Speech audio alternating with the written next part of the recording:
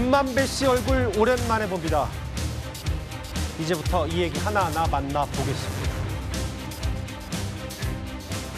4년 만입니다. 4년 만.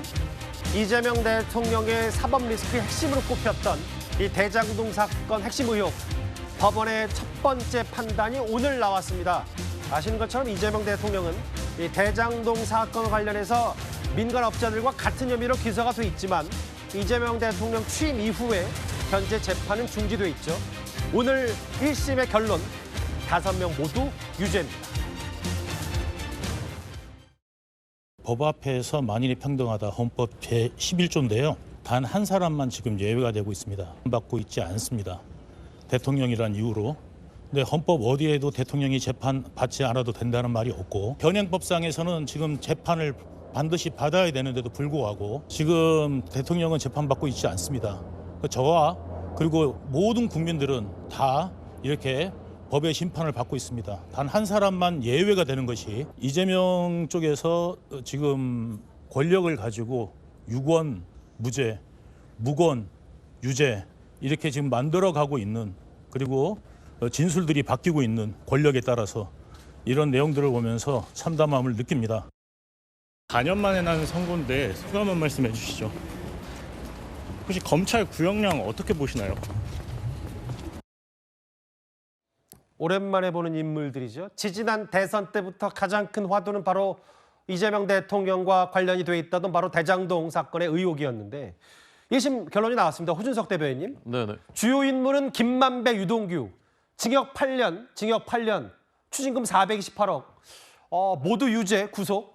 파장이 좀 있을 것 같아요. 손바닥으로 하늘을 가릴 수는 없구나. 그리고 진실은 결국 밝혀지게 돼 있구나라는 것을 다시 한번 이제 깨닫게 됩니다. 결국 이 사건이 당군 이래 최대 개발 비리 사건이라고 했었던, 그렇게 불렸던 사건인데 예. 오늘 5명을 전부 법정 구속했다라는 것은 예. 재판부가 그 사건의 본질을 인정했다는 얘기죠. 그만큼 매우 중대한 사건이고, 더더군다나 이것이 이제 결국 민간 사업자들이 사실상 특혜 구조 속에서 그 사업자로 내정이 됐다라는 예. 것까지 인정을 했거든요. 그렇다면은 그것은 이 사람들뿐만이 아니라 그 당시에 성남시가 아주 밀접하게 관련돼 있다라는 것을 인정한 것이고. 당시 이재명 시장의 성남시 말씀하시는 겁니까? 그렇습니다. 이재명 시장이고 이제 정진상 실장은 또 별도의 재판 지금 받고 있고요. 예. 이재명 대통령은 재판이 중지돼 있지만. 예. 어쨌건 이들에 대한 선고를 통해서 이 사건의 그 본질을 재판부가 판시했다라는 것이 매우 중대한 의미라고 하겠고요. 예. 이 구체적인 액수를 특정하기 어렵기 때문에 특경법상 배임은 인정하지 않고 그냥 일반 배임을 인정을 한 것으로 들었는데 예. 어쨌든 추징금이 김만배 씨의 경우 428억 원입니다. 그렇죠. 어마어마한 액수를 시민들에게, 성남 도시개발공사에 손해를 끼친 거지만 그것은 결국 시민들한테 손해를 끼친 것이거든요. 예. 전 이 사건의 본질이 점점 드러나고 있다고 보여집니다.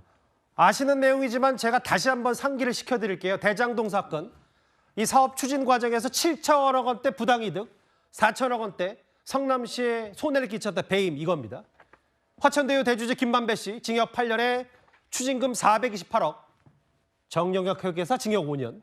아까 화면 속의 주인공 유동규 씨, 유동규 전 본부장 징역 8년에 4억, 남욱 변호사 징역 4억, 4년, 정민영 변호사 징역 6년에 추징금 38억 원입니다. 모두 유죄, 전원 구속입니다. 다음 화면을 볼게요. 이 특혜와 배임, 이 대장동 사건의 본류를 이렇게 크게 두 가지로 나눌 수 있는데, 구자왕 부장님, 네. 이게 특혜 부분, 그러니까 대장동 개발 사업 과정에서 이들 민간업자가 사실상 내정돼 있다는 여러 정황이 나타나고 특혜를 입었다고 판단한다. 1심 재판부, 특혜 받았다. 이걸 1심 재판부가 인정을 했어요. 그렇습니다. 이 성남도시개발공사는 성남시에 있는 토지를 개발해서 그 막대한 이득을 취할 수 있는 인허가권을 가지고 있는 기관이었습니다. 그런데 이 개발 사업자를 선정하는 과정에 이미 누군가에게, 특정한 사람과 특정한 업체에게 이 개발 사업권을 주기 위해서 공모한 거 아니냐. 예. 이거에 대해서 지금 재판부가 인정을 한 겁니다. 그렇기 때문에 특혜 의혹이 특혜로 확정이 된 것이고요. 또 한 가지는 대장동 이 개발을 통해서 막대한 이익이 창출이 됐는데 원칙대로 했다라면 그 대장동이 소속돼 있는 성남시와 성남 시민들에게 돌아가야 될 막대한 혜택이 이 개발 사업을 주도한 몇몇 민간 사업자들에게 예. 막대한 이익이 돌아가게 사업 구조를 짰다. 예. 이 구조를 짜는 과정에 인허가권을 주고 있는 이 성남도시개발공사 이 개발본부장도 포함이 돼 있다. 그렇기 때문에 이 사람들은 예. 이 시쳇말로 한 통 속으로 이 대장동 비리를 저지른 것이다라는 이 재판부의 판단이 나왔다. 이렇게 볼 수 있을 것 같습니다. 그리고 돈을 마련했다. 뭐 여러 자금 명목 얘기도 했는데 일단 이번 1심 재판부의 판단, 물론 뭐 항소심, 네. 뭐 더 나아가서는 대법원 판단도 남아 있겠지만 결국은 당시 지지난 대선 때 일부 여건이 얘기했던 단군 일의 최대 치적 사업이다. 이건 뭐 보기 좋게 1심 재판부가 그건 아니다라고 판시한 건 아닌지 모르겠어요. 일단 판결문을 좀 더 뜯어봐야 될 것 같기는 합니다. 다만 배임죄가 성립하기 위해서는 요건이 필요한데요. 그러니까 타인의 사물을 처리하는 자가 임무에 위배해서 그러니까 배임을 해서 손해를 끼치거나 이익을 얻었을 때 성립하는 범죄입니다. 예. 그렇기 때문에 이 재판 과정이 한 4년 정도를 끌어왔는데요. 그렇죠. 예. 그리고 뭐 재판 기일도 한 190차례가 잡혔다라고 하고 예. 기록만 25만 쪽에 육박할 정도로 방대한 재판이었거든요. 그 과정에서 정말로 배임 행위가 있었는지 그리고 고의가 있었는지 여부 그리고 배임 액수 이런 부분들에 대해서 치열한 공방이 있었던 것도 분명합니다. 그런데 중요한 건 이 배임 액수에 관해서 수사 초기 단계에서는 그 액수가 651억이다라는 이제 검찰의 주장도 있었는데 이게 재판 과정에서 4,895억으로 공소장이 변경되는 부분들이 있었거든요. 아마 이런 부분에 대해서는 액수가 재판 과정에서도 특정이 되지 못했던 것 같고 그렇기 때문에 이제 특정 경제 가중 처벌에 관한 법률에 의한 배임죄 그러니까 5억 이상 또 50억 이상일 때는 가중 처벌이 되는 부분에까지는 이르지는 못한 것 같습니다. 아마 그 부분은 이게 항소심에 가게 된다라고 한다면 검찰에서 좀 추가적으로 배임 액수에 대해서 특정적으로 좀 입증을 해야 될 부분이 남아있지 않나라는 생각은 들고요. 다만 이 배임이라는 것 자체가 일단 인정된 상황이기 때문에 그 부분에 대해서만큼은 지금 고의 여부나 그리고 손해가 있었다는 점 그리고 이익을 얻었다는 점 이 부분은 유죄로 판단됐다라는 점에 대해서는 뭐 인정할 수밖에 없는 것 같습니다. 근데 장 변호사님 이제 배임 매기를 주로 하셨는데 특혜 부분이 어쨌든 업자들에게 과도한 이익을 몰아주고 성남시는 이걸 묵인했다는 다 아는 사람 줬고 이거 다 유착관계에 있는 거 아니야. 특혜를 인정했다는 게 더 큰 의미가 있는 건 아닌지 모르겠어요. 왜냐하면 배임죄라는 것 자체가 신분범입니다. 그러니까 타인의 사물을 처리하는 자라는 신분에 있는 사람이 결국 임무에 위배해서 손해를 끼치거나 이익을 얻는 행위가 배임죄이기 때문에 결국에는 뭐 특혜가 있었다든지 이런 부분들이 입증이 돼야만 결국에는 고의가 인정돼서 배임죄로 넘어갈 수 있는 부분들이 있거든요.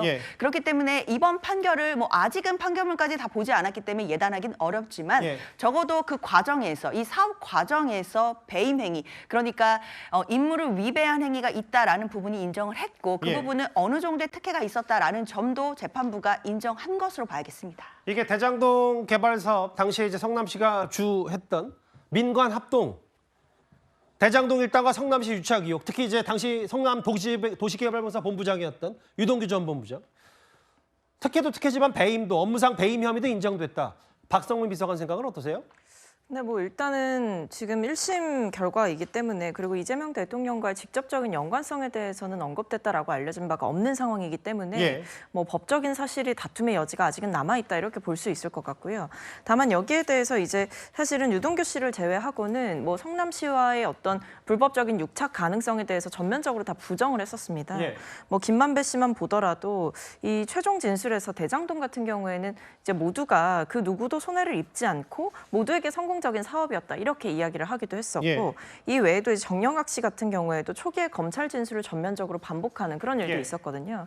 그렇기 때문에 이게 성남시에 막대한 손해를 끼쳤다라는 것이 결국은 배임이 성립하는 핵심적인 요건인데 결과적으로 봤을 때 이것이 성남시도 막대한 이익을 많이 가져갔기 때문에 과연 이것이 배임이 성립되는가에 대해서는 여전히 다퉈볼 여지가 있다라고 보고 있습니다. 그 구장 부장님 최후 진술 때 뭐라 그랬냐면 유동규 전 본부장 다 이재명 성공을 위한 일이다. 김만배 특혜 아니다. 대장동은 성공한 사업이다. 모르겠어요. 1심 판결문만 보면 그들에게는 성공한 사업일 수 있겠죠. 일당들에게는.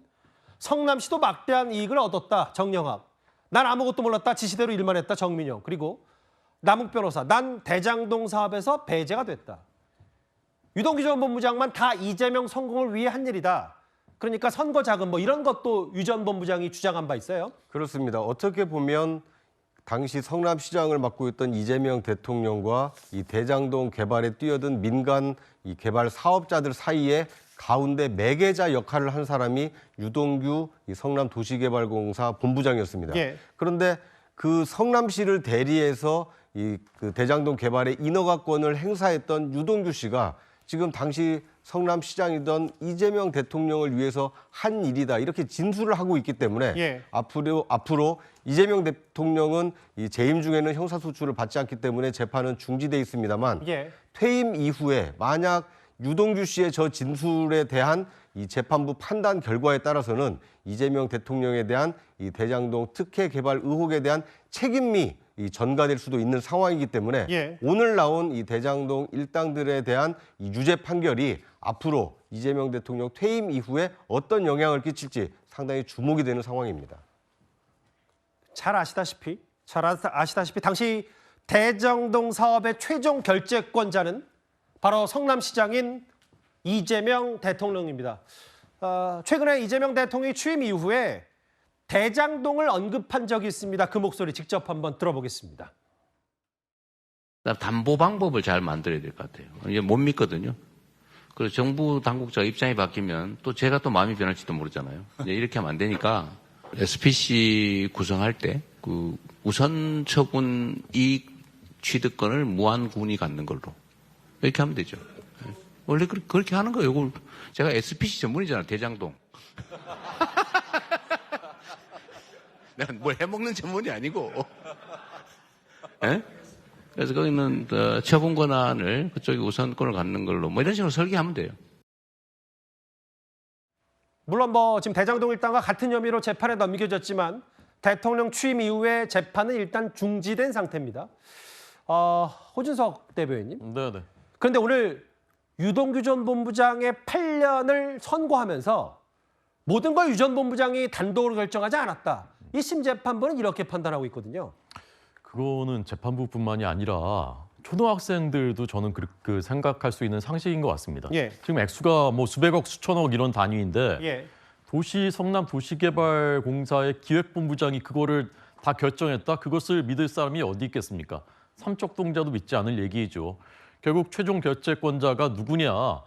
이재명 성남시장이 그 당시 최종 결정권자이고 이 재선 선거 자금으로도 흘러 들어갔다라는 부분을 오늘 재판부가 어떻게 판단을 했는지 모르겠는데 예. 어쨌건 이런 부분들도 앞으로의 재판에서 이제 결국 저는 이제 밝혀질 거라고 생각이 들고요. 예. 지금 오늘 유죄 판결 받은 사람 중에 김만배 씨 빼고 나머지는 다 이재명 시장이 관련 있다라고 다 진술을 했었습니다. 예. 그런데 갑자기 이제 정권이 바뀐 다음에 이제 다 말을 바꿨단 말이에요. 정영학, 남욱, 그다음에 정민용 세 사람이 말을 바꿨는데 정권 바뀐 다음에 대통령을 위해서 진술을 바꾼 거 그것을 믿는 사람이 사실 누가 있겠습니까? 그렇다면 진실은 사실상 드러난 것이라고 보고 예. 결국 앞으로 정진상 실장의 재판 그리고 언젠가는 다시 시작될 이재명 대통령에 대한 재판을 통해서 결국 진실이 밝혀질 것이다라고 생각합니다. 장현주 변호사님, 사실 야당에서는 재판 재임 중에도 재판이 이어져야 된다, 진행돼야 된다는 야당을 주장을 하고 있는데 언제 진행될지는 저도 잘 모르겠는데 다만 이 대장동 본류 재판 유동규, 김만배 다 징역 8년. 이재명 대통령에게 매우 불리하게 돌아가는 건 아닙니까?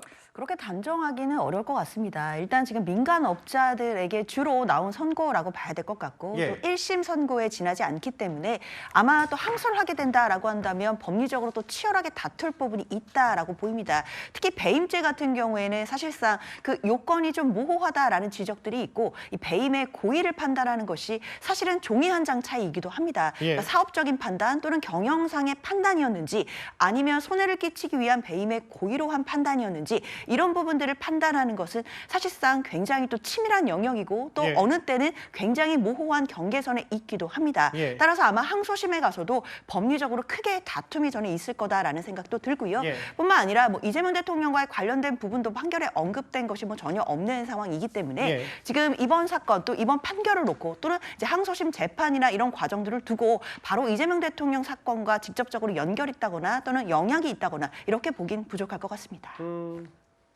재판부 1심 재판부는 유동규, 김만배 두 사람에게 징역 8년, 특히 이제 428억 김만배 씨에게는 추징금을 선고하면서 수뇌부라는 건 바로 이재명 당시 성남시장의 성남시겠죠. 수뇌부 결정대 중간 관리 역할을 한 점이 있고 그리고 그 바로 직전 지금 그 바로 직전 자막도 한번 다시 부탁드릴게요. 재판부 판단 중에는 모든 걸 단독으로 결정할 위치가 아니다라는 재판부의 판단. 같은 혐의로 재판에 이재명 대통령이 넘겨져 있는데 재판은 중지된 상태이기 때문에 오늘 저 1심 재판부의 판단이 무척이나 중요했습니다. 5명 모두 법정 구속, 유죄. 저희가 준비한 첫 번째 소식이었습니다.